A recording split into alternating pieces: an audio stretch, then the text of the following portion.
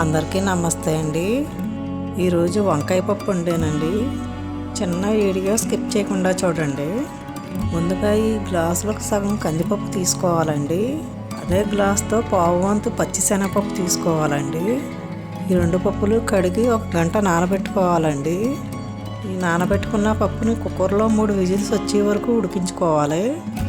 Stove మీద గిన్నె పెట్టుకుని 2 చెంచాల నూనె పోసుకోవాలి. నూనె కాగాక తాలింపు వేసి వేయించుకోవాలండి. తాలింపు వేగిందండి. ఇప్పుడు కరివేపాకు ఇంగువ వేసి వేయించుకోవాలి. ఉల్లిపాయ ముక్కలు టమాటా ముక్కలు వేసుకోవాలండి. ఒక ఉల్లిపాయ ఒక టమాటా ముక్కల కింద కోసుకున్నానండి. ఇందులో సరిపడా ఉప్పు వేసి వేయించుకుంటే ముక్కలు తొందరగా మగ్గుతాయండి.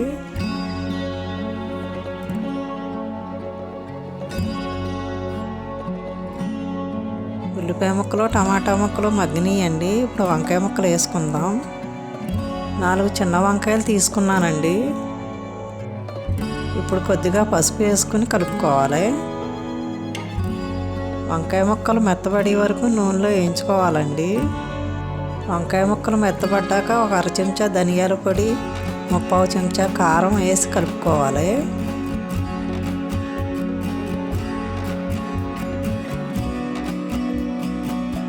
ఇప్పుడు ఉడకబెట్టుకున్న పప్పు వేసుకోవాలండి.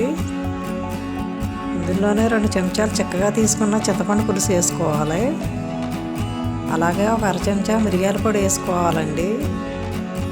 ఇదంతా ఒకసారి బాగా కలుపుకోవాలి.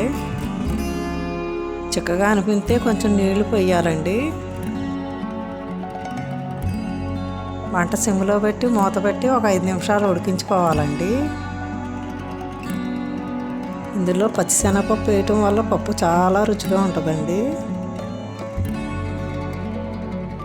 ఇప్పుడు కొత్తిమీర వేసుకొని కలుపుకోవాలి. ఇదేనండి వంకాయ పప్పు. ఈ వీడియో మీకు నచ్చితే లైక్ చేయండి, షేర్ చేయండి, సబ్స్క్రైబ్ చేసుకోండి.